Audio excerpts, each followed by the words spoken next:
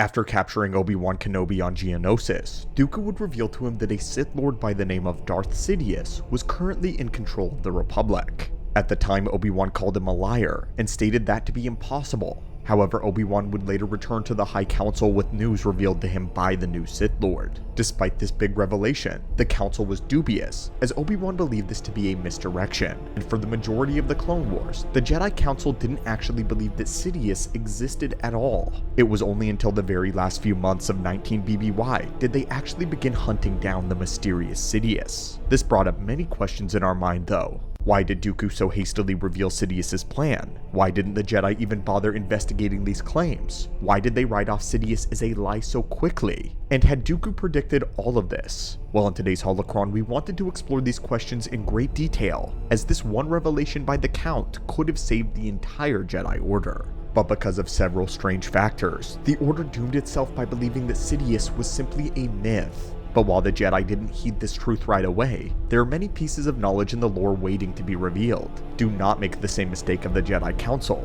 Force crush that subscribe button and join us as we lay bare the secrets of the galaxy every single day. Now, Acolytes, let us begin. Let's first begin at the obvious, Dooku's thought process on Geonosis. During the events of Attack of the Clones, the Jedi had firmly decided that it wasn't in Dooku's nature to be a killer. He was a former Jedi, one of the honorable Lost 20, and he was simply a political activist. But when Obi-Wan eavesdropped on the Confederate meeting, he did not suspect Dooku was an actual Sith Lord at the time.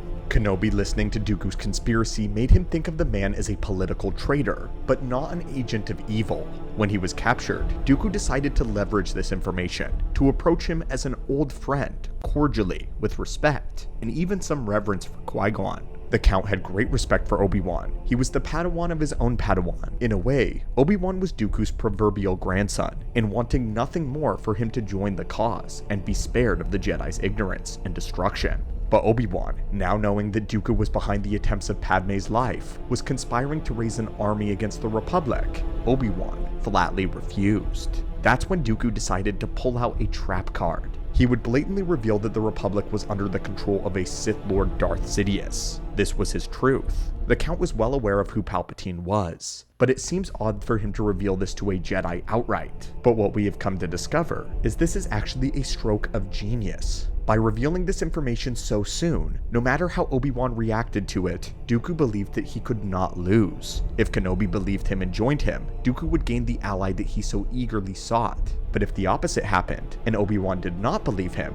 then Dooku's revelation would be more like a lie. It would appear as nothing more than misdirection. The Count was well aware of the arrogance of the Council. They would never believe such a thing after the Sith had been gone for 1,000 years. The very idea was preposterous to them. Much to Dooku's displeasure though, the latter option came to light, and Obi-Wan did not believe his claim. He was greatly disappointed to not be able to join with his grandson, the last vestige of Qui-Gon Jinn.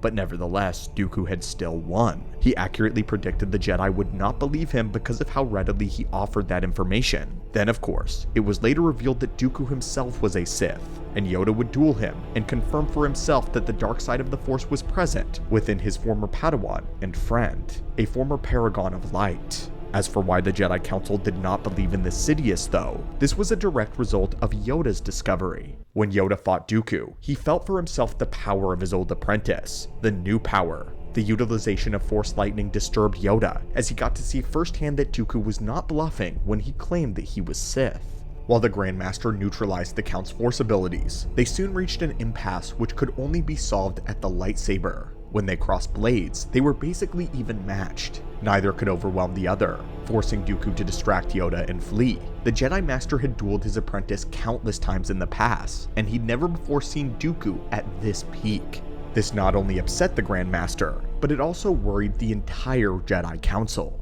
At the time, it was unthinkable that anyone could match Yoda. Before Yoda had given a lesson by having 3 members of the Jedi Council, Plo Koon, Sei Tin, and Depa Billaba, attack him all at one time.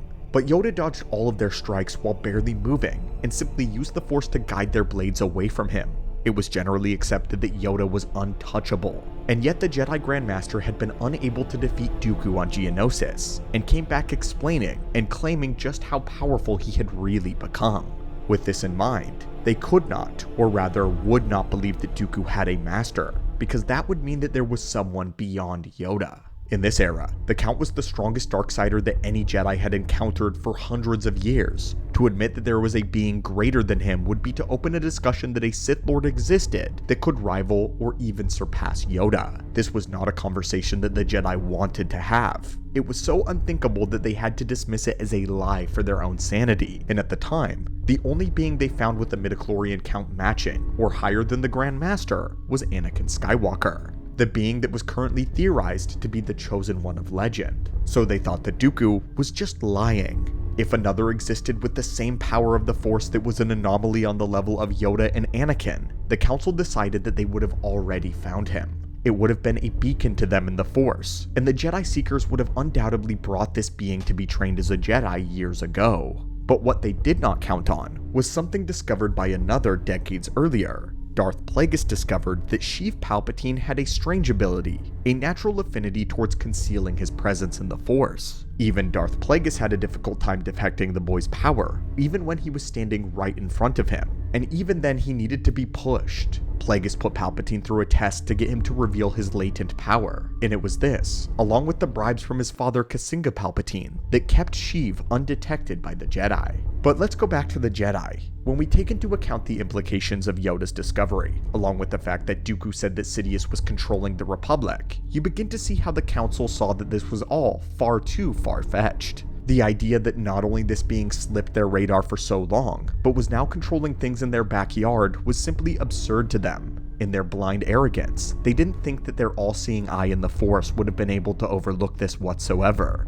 But here is the one final factor that made Sidious mythical to them, and that was Darth Tyrannus. For the first 3 years of the Clone Wars, the Jedi were chasing the wrong Sith Lord. They did not know that Count Dooku and Darth Tyrannus were the same person until the year 19 BBY. This was when Anakin and Obi-Wan followed Sifo-Dyas' trail to Obadiah. It was there where they discovered that Dooku had killed the Jedi Master Sifo-Dyas and taken his identity to create the Clone Army, and so too did he don the moniker Tyrannus. The Jedi at the time were aware of the Rule of Two, but they didn't place any stock in it until Maul arrived. We have a script on this coming, by the way. At that time, they did not know whether Maul was the master or the apprentice. But when the name Tyrannus began being thrown around, given by Jango Fett, the Jedi began to think that this Tyrannus either trained Maul or was Maul's apprentice. And thereafter, he had trained Dooku in the ways of the dark side. So when Dooku decided to mention a completely new name, offering the name Sidious to the Jedi, they dismissed it as an outright lie because all they knew was Tyrannus.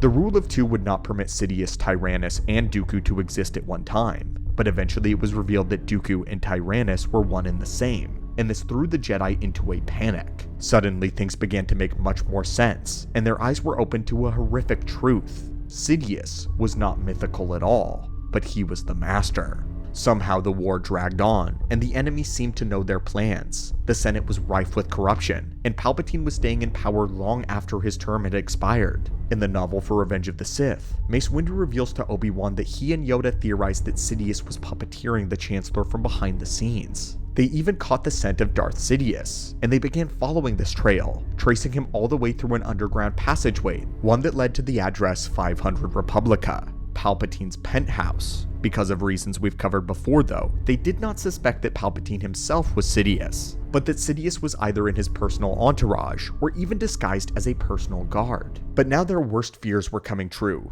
Dooku was not lying, Sidious was real, and he was stronger than Tyrannus. He had been there all along, engineering the entirety of the war. For what reason he had not revealed himself, the Jedi had no clue, but they did know that they controlled Palpatine. Windu said as much when he mentioned that the dark side of the Force surrounded the Chancellor, and in light of these discoveries, Windu became paranoid, radicalized, imperatively stating that the Jedi should forcefully take control of the office of the Chancellor. Yoda, however, would not budge. Yoda said they needed proof. This disagreement sowed discourse between the two of them, and they spent a lot of time arguing on how to go about rooting out Darth Sidious. But all this did was stifle any action, allowing Sidious to keep moving. Eventually, the High Council decided that the only way to dig out Sidious was to kill Dooku, capture or eliminate Grievous, and then win the war. With the Separatist threat quelled, the Jedi would demand Palpatine give up his powers and step down. If he didn't, he would be forcefully removed, provoking Sidious to reveal himself. But this plan would simply utterly fail. as they never suspected Palpatine was actually Darth Sidious all along until Windu's last moments. And that is why the Jedi Council firmly believed that Sidious was a myth. It's a shame they didn't ever really investigate any of Dooku's claims. They were so quick to write it off as a distraction that they never thought to allocate a few of their resources to at least check. And 3 years later in the war, they were far too late when the truth revealed itself.